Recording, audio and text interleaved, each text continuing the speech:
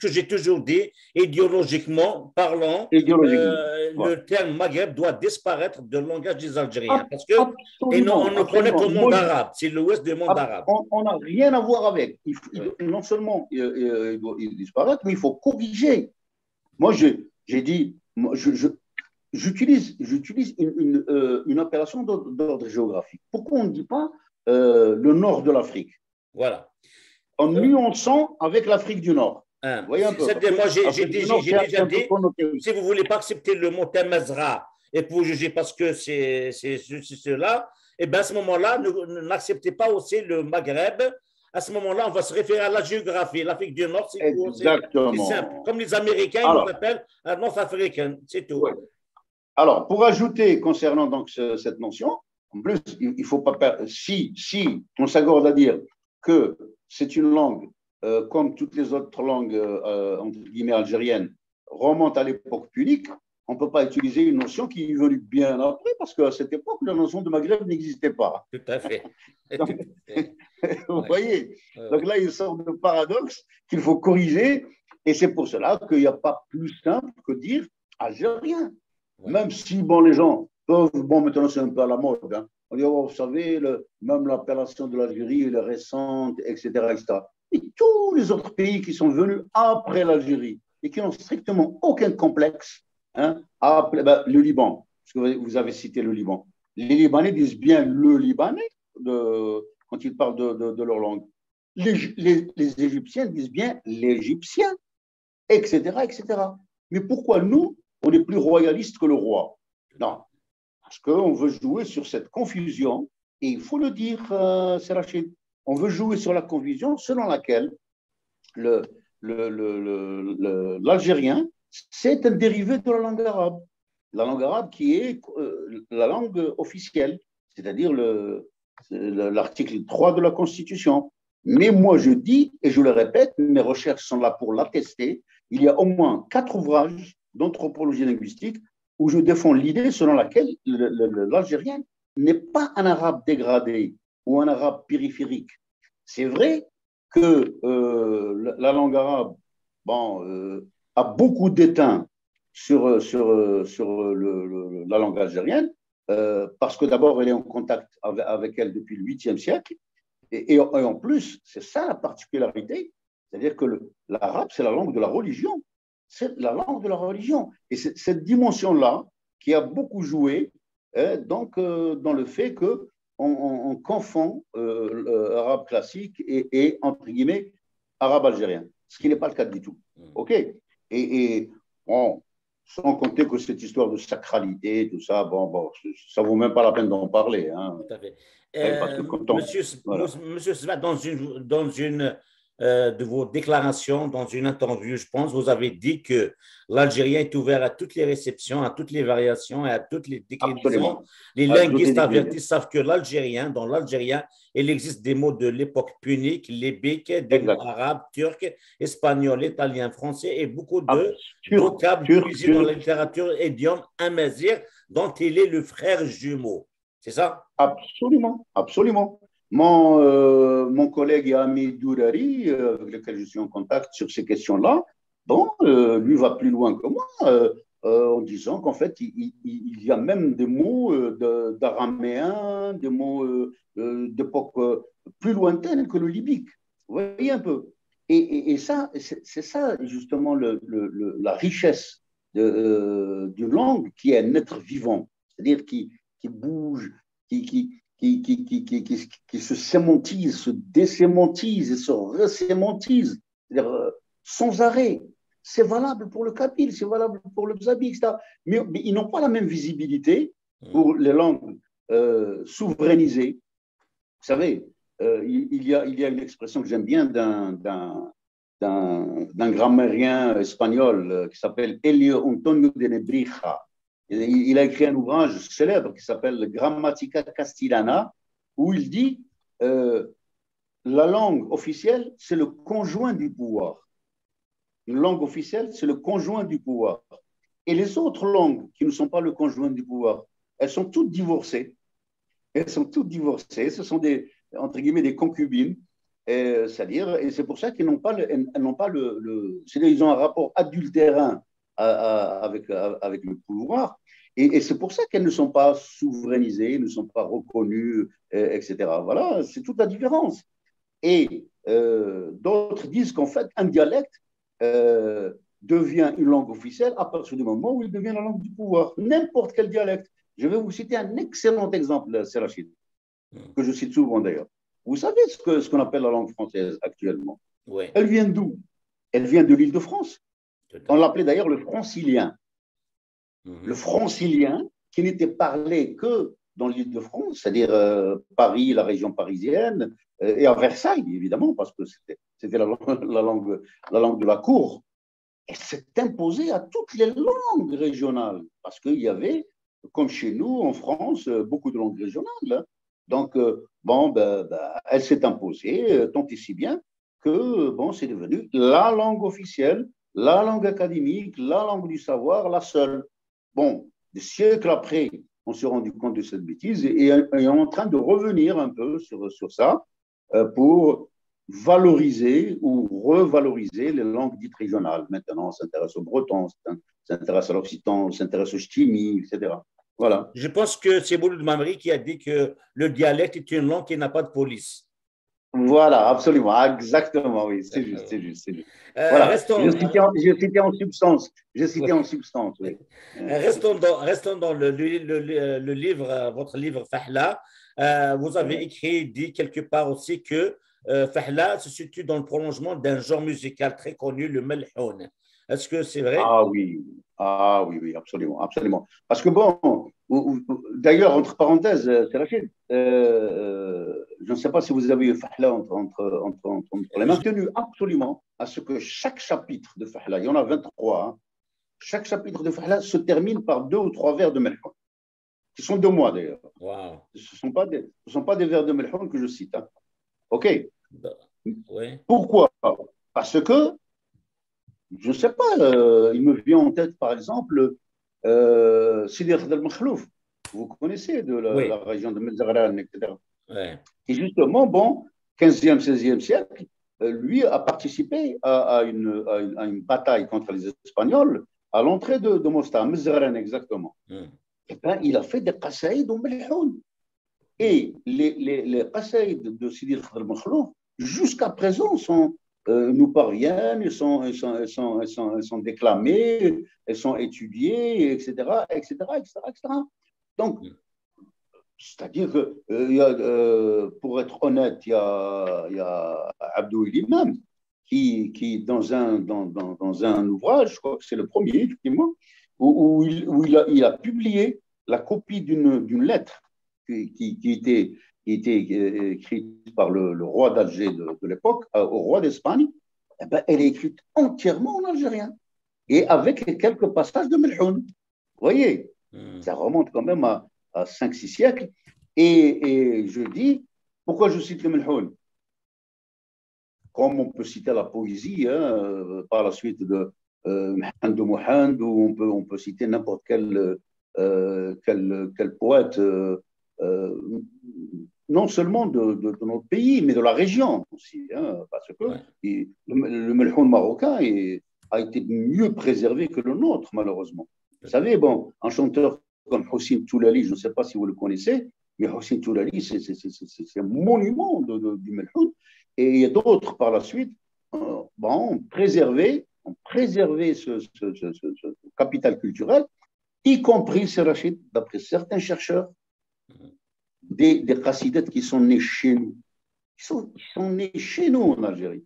Mais comme nous, on n'a pas eu, on ne les a pas valorisés, ils ont fini par être intégrés dans le patrimoine poétique, oral marocain, etc. Vous voyez un peu.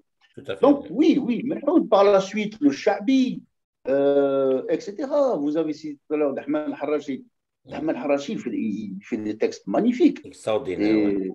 Voilà. On ne va pas les citer tous. L'Anqa, Grouabi, chez nous, Ghafour. Vous voyez. Fengani, Hajta, Fengani. Fengani, la Rahmoui.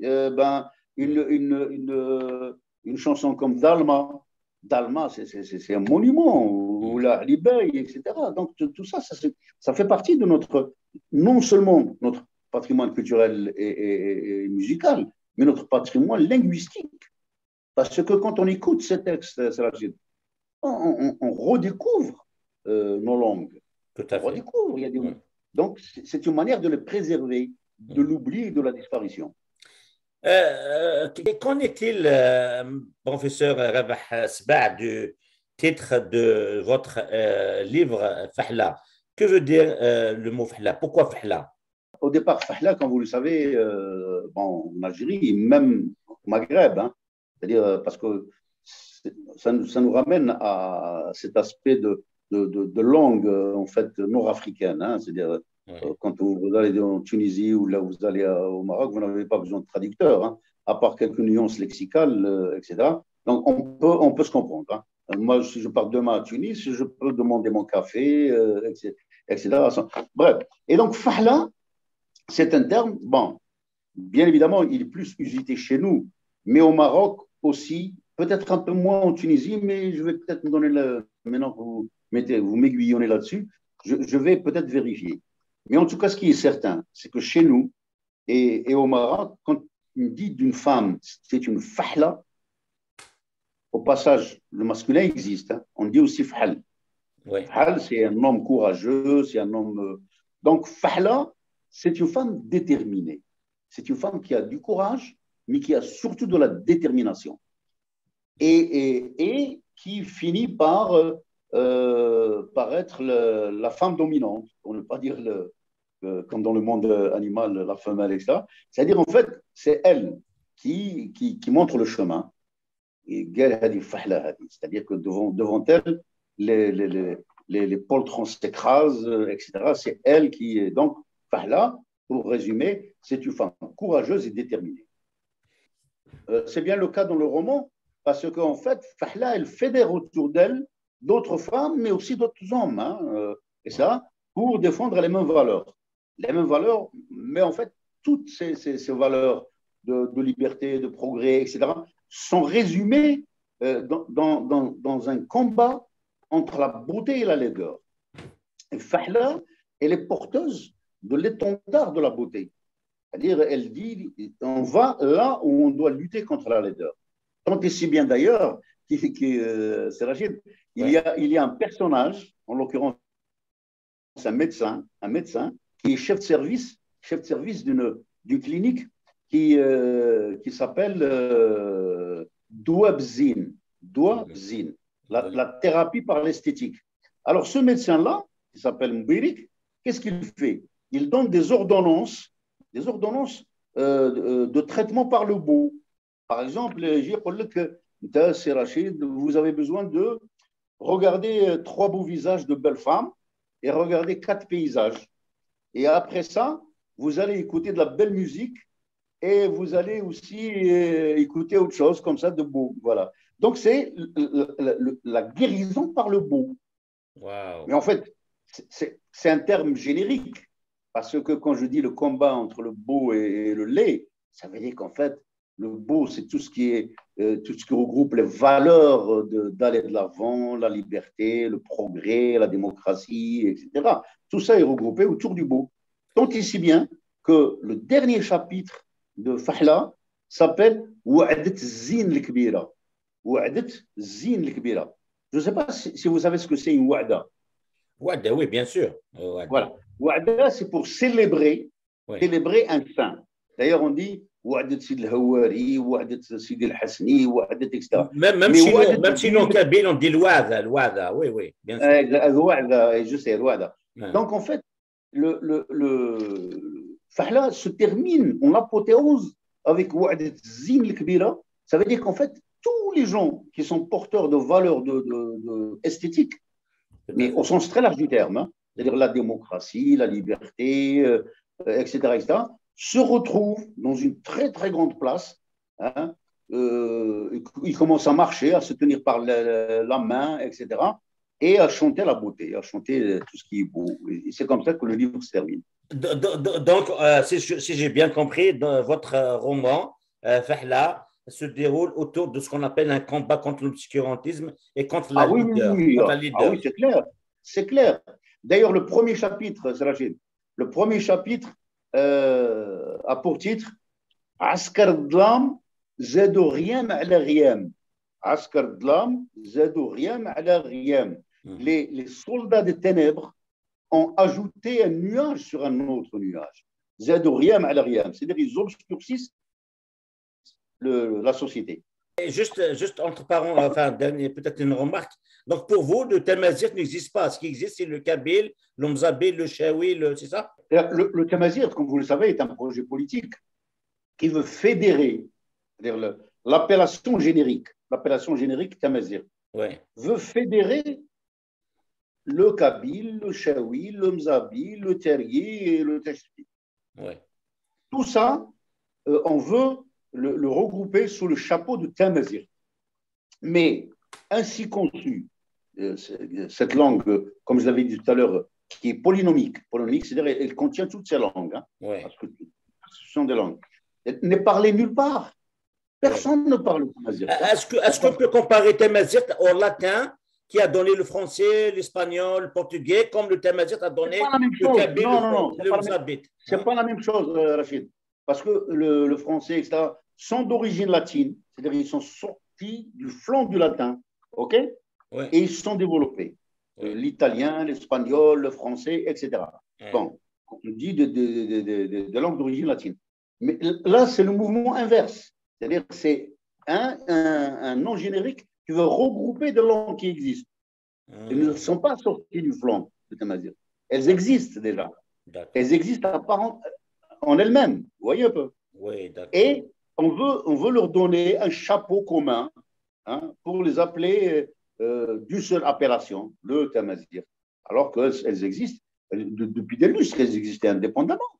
Même si il y a une très grande proximité entre le Mzabile, le Chaoui, le Qbaili, etc. C'est pour ça, moi, je dis des langues de matrice amazigh. Ils sortent tous de. Mais on ne peut pas les regrouper sous un même chapeau. C'est-à-dire en disant, bah, écoutez, on va éliminer telle partie dans telle langue, telle partie dans telle langue pour en faire. Quand vous avez dit la standardisation autour du thème générique amazigh, c'est ça? Voilà, exactement. Voilà. Bon, je pense qu'on est arrivé au terme de notre entretien. Je pense qu'on a abordé toutes les questions, professeur Sba. Donc, je vous laisse juste le dernier mot. Non, je crois qu'on a fait un peu le tour. Mon souhait, c'est que cette langue puisse retrouver sa place et son statut. Moi, je vais vous dire une chose. Vous savez, comme par exemple, avant-hier, on vient de décerner un prix littéraire, d'accord? Dans les 3 langues. On a décerné un prix pour la langue classique, l'arabe classique. On a décerné un prix pour la langue française et on a décerné un 3e prix pour un roman écrit en langue amazigh. Et le grand absent, encore une fois, c'est qui? C'est la langue algérienne. Comment? Mais c'est une bizarrerie algérienne qui décerne des prix littéraires dans 2 langues étrangères, parce que l'arabe classique est une langue étrangère, le français est une langue étrangère. Bon, bien évidemment, c'est indiscutable, mais le grand absent, encore une fois, c'est l'algérien, l'écriture en algérien, qui ne peut aspirer à aucune reconnaissance officielle ou institutionnelle, etc. Et mon souhait, donc c'est le dernier mot, c'est qu'on puisse tout simplement réhabiliter l'Algérien pour une retrouvaille avec soi. Voilà, une retrouvaille avec soi. Mon cher Rabah Sba, merci beaucoup. Merci.